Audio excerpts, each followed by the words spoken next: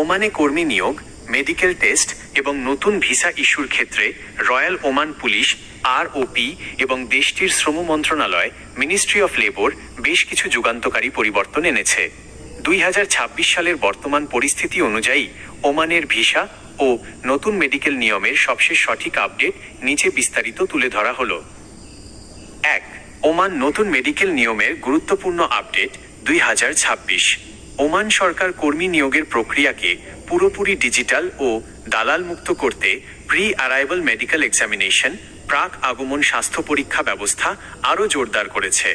Online platform ও medical ওয়াফিদ, Oman post, স্বাস্থ্য মন্ত্রণালয় এবং CDC centre for disease control and prevention এর সমন্বয়ে একটি নির্দিষ্ট ইলেকট্রনিক পোর্টাল চালু করা হয়েছে।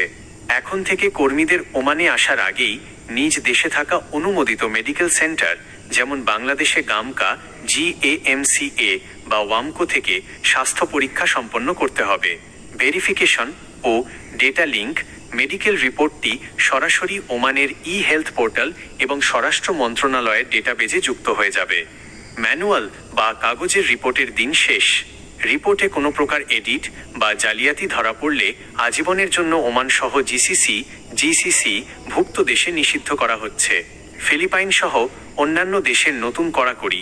অতি সম্প্রতি মে 2026 ওমান সরকার ফিলিপাইন সহ কয়েকটি দেশের কর্মীদের জন্য ওমানে আসার আগেই এই অনলাইন মেডিকেল এবং প্রি অ্যারাইভাল অ্যাটেস্টেশন বাধ্যতামূলক করার চূড়ান্ত নির্দেশ জারি করেছে এবং পর্যায়ক্রমে এটি সব দেশের জন্য কঠোর করা হচ্ছে। 2. বাংলাদেশিদের জন্য ওমান ভিসার বর্তমান পরিস্থিতি 2026।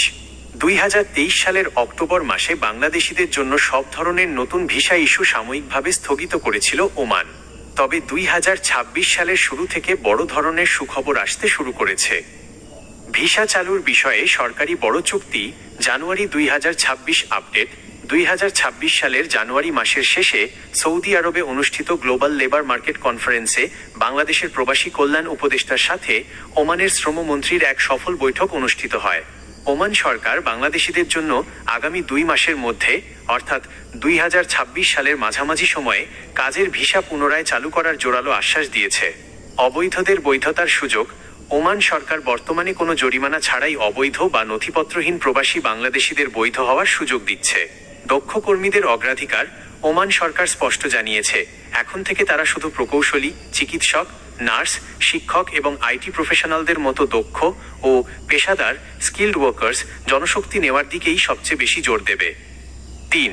ওমান ভিসার নতুন সাধারণ নিয়মাবলী। বয়স সীমা।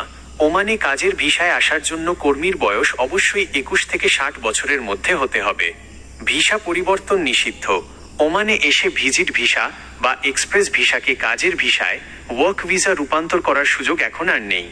ওমানে কাজ করতে চাইলে নিজ দেশ থেকেই কাজের ভিসা, এমপ্লয়মেন্ট ভিসা নিয়ে প্রবেশ করতে হবে।